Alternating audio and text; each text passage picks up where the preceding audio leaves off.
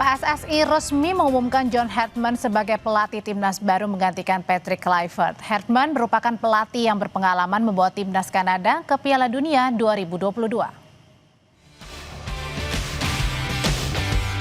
Timnas Indonesia resmi memiliki nakoda baru untuk memimpin JIZS CS. Nama John Hartman, pelatih asal Inggris, dipastikan menjadi jurulatih timnas Garuda. Kabar ini diumumkan melalui situs resmi PSSI, pssi.org pada Sabtu petang 3 Januari 2025. Dalam rilis resmi ini disebutkan,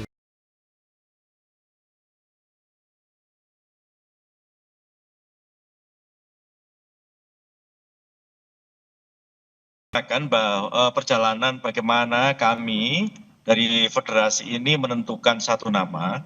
Jadi memang dari puluhan nama yang kita cari ya, kami dari Badan Timnas bersama-sama dengan Direktur Teknik, Mr. Alexander, memang mencari beberapa nama.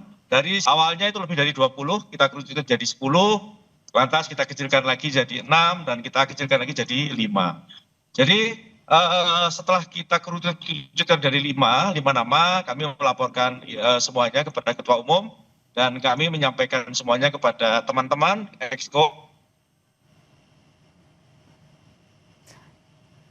Ya, Pak Sumarji sambil diperbaiki komunikasinya, jadi sebenarnya memilih John Hartman ini adalah keputusan dari misalnya bertanya dulu dari rapat Exco atau gimana Pak Sumarji?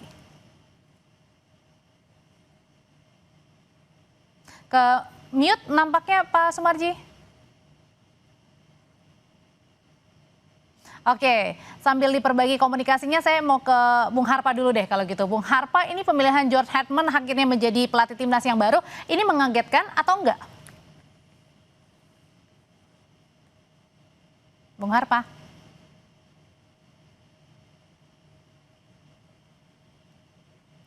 Oke, kita coba perbaiki lagi komunikasinya ke Pak Sumarji. Saya mau sapa dulu Pak Sumarji. Bung Harpa, aman suara saya di studio terdengar?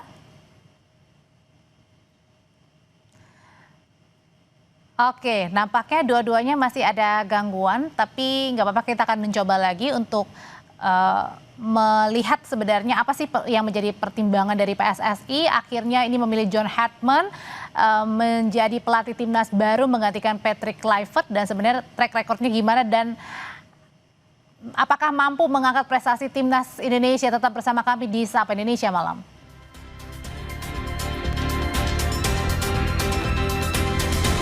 Melanjutkan perbincangan sebelumnya, sempat terhenti nih karena saluran komunikasi yang tidak baik. Jadi Pak Sumarji, jadi pertimbangan John Hartman ini apa sih dari sekian banyak tadi 20 nama ya yang akhirnya mengerucut jadi John Hartman? Ya, jadi pertimbangannya yang pertama ya, tadi setelah kita lakukan interview dilakukan oleh teman-teman, jadi mengerucut ke dua nama Giovanni dan John Hartman. Nah, jadi dua nama itu kan kita bahas kembali di rapat Exco. Kita bahas kembali di rapat Exco dengan berbagai macam pertimbangan mendasar. Salah satu hal yang menjadi pertimbangan mendasar kami adalah pelatih ini mau tidak tinggal di Indonesia selama menjalin kontrak kerjasama. Ini yang menjadi pertimbangan utama. Kenapa? Karena ketika pemain itu mau tinggal di Indonesia, secara otomatis akan lebih mengenal budaya kita dan akan lebih mengenal pemain, pelatih. Ini berarti berkaca kepada waktu Kluivert ya, Pak Sumarji? Ya, kami kan ini mendasari dari evaluasi sebelumnya gitu. Jadi kalau pelatih itu on off, tentu kan juga klub yang ada di kita juga dirugikan karena tidak bisa secara otomatis memantau dan ya, diskusi baik dengan pelatih, dengan mungkin owner klub. Ini kan penting sekali. Okay. Karena kan untuk pengembangan sepak bola itu butuh kebersamaan secara bersama-sama. Nah, pertimbangan mendasar itulah yang menjadikan kita memantapkan kita semuanya, teman-teman baik ketua umum, wakil ketua umum, teman-teman Exco memutuskan untuk memilih John. Kira-kira seperti itu. Berarti artinya adalah John Hartman ini. Hah? Ya, gimana, Pak? Ya, berarti artinya John Hartman ini memang sudah sepakat ya, karena sudah deal, artinya sepakat tinggal di Indonesia ya, bukan pergi pulang balik ya, pada saat mau pentas aja atau pertandingan aja nih, baru kemudian ke Indonesia. Ya, jadi dia sepakat, dan bahkan dia sendiri yang mengatakan, menyampaikan ketika kita interview. Jadi kan tadi kisi-kisinya itu kan sudah kita sampaikan. Kita sampaikan ke teman-teman yang datang untuk interview, ada beberapa kisi-kisi pilar utama. Dasarnya ini dulu 1, 2, 3, 4, 5. Nah, setelah itu mungkin bisa yang lain. Terus sampai dengan pengembangan silakan ditanya. Nah, tetapi dari hal utama, pilar utama dia mau tinggal di Indonesia ini jadi pertimbangan utama. Nah, dia sendiri menyampaikan ketika kita interview itu langsung dia bilang, jika Indonesia memang memilih John, maka saya dengan keluarga saya akan saya bawa langsung ke Indonesia dan akan tinggal di Indonesia itu. Kalau jadi itu pertimbangan. Pak Sumarji, kalau untuk tim kepelatihan sendiri di John Hartman ini, apakah John Hartman yang memilih sendiri timnya atau dibantu oleh PSSI ini? Mungkin bercampur kepada warga Indonesia juga atau pelatih Indonesia juga? Ya. Jadi itu pilar itu tadi ini ya. Yang kedua salah satu juga itu kita tanya. Jadi pertanyaannya cukup sederhana. Ketika kamu nanti misalkan dipilih, apakah kamu akan membawa gerbong semuanya? Itu orang-orangmu atau teman-temanmu atau memang yang sudah terbiasa dengan kamu bekerja? Dia bilang saya akan membawa paling banyak 2 sampai 3 orang. Selebihnya saya akan pilih semuanya pelatih asisten-asisten lokal dari Indonesia. Nah, itu juga suatu kebanggaan buat kami semua gitu. Jadi hal-hal yang mendasar itulah yang akhirnya kami sepakat memilih si John ini. Saya mau tanya kalau gitu ke pendapatnya Bung Harpa. Bung Harpa tadi kalau Pak Sumarji bilang setidaknya ada 2 alasan yang krusial ya akhirnya Hartman ini yang dipilih. Yang pertama karena tadi Hartman mau tinggal di Indonesia. Yang kedua akan nanti bercampur ya, untuk pelatihnya tidak hanya dibawa oleh Hartman tapi juga ada dari pelatih Indonesia juga yang akan bercampur. Apakah 2 pandangan ini akhirnya nampaknya ini PSSI juga serius nih untuk membenahi timnas kita? Iya, pertama saya tadi menyipu atau memprep apa yang dikatakan oleh Pak Sumarji ya. Jadi kalau kita tarik kesimpulan bahwa federasi ini mau belajar dari mungkin apa yang kurang atau kesalahan yang dilakukan sebelum ini dalam melakukan pemilihan pelatih. Mulai dari cara prosesnya, ada komunikasi, ada konsultasi dengan direktur teknik, komunikasi juga dengan seluruh esko. Kemudian yang kedua juga tadi dikatakan mau tinggal di Indonesia karena ini sebagai sebuah simbol pelatih atau komandan itu harus ada di antara pasukannya. Walaupun memang ada pemain diaspora juga di Eropa. Dan juga ada beberapa hal lainnya yang memang ini kalau saya yang nggak salah ya, Pak Zainuddin Amali pernah mengatakan mirip dengan pemilihan ketika Sintayong dibandingkan Luis Mia saat itu. Jadi kalau saya sih melihatnya kali ini segala sesuatunya pemilihan pelatih itu dimulai dengan baik. Sehingga saya berharap, kita semua berharap fans, apa yang sudah dijalankan dengan baik pula hasilnya nanti mudah-mudahan baik juga. Dan pelan-pelan mungkin trust, kalau saya boleh letter luck mengatakan mungkin agak sedikit surut. Tapi saya percaya kalau nanti bulan Maret ada perkembangan, ada FIFA Series itu bisa dimaksimalkan, walaupun tentu tidak diharapkan langsung ada hasil langsung seperti membalikan telapak tangan ya. Tapi kalau pelan-pelan progres itu ada, saya yakin kita bisa kembali menumbuhkan rasa percaya sesama fans, dengan pemain, dengan federasi, dan juga mudah-mudahan hasilnya positif. Bung Harpa, kalau menurut Anda sendiri karakter dari Hartman ini cocok nggak sih buat timnas kita? Ya, kalau bicara cocok nggak cocok itu tidak pernah ada yang tahu. Ya, kadang-kadang ada pelatih yang mungkin udah punya pengalaman di ASEAN atau di Asia, tapi bisa juga Klopp. Tapi dia mungkin baru pertama kali, misalnya kalau dulu kita masih ingat di Advokat ya, Gus Hiding di Korea Selatan pertama kali melatih tim Asia, sukses juga. Tapi kalau dari kita lihat CV-nya, jujur buat saya dia lebih baik dari Patrick Kluivert kalau saya boleh membandingkan. Yang kedua, ada dasar-dasar di mana kita bisa menaruh harapan kepada John Hartman. Tapi juga jangan terlalu berlebihan.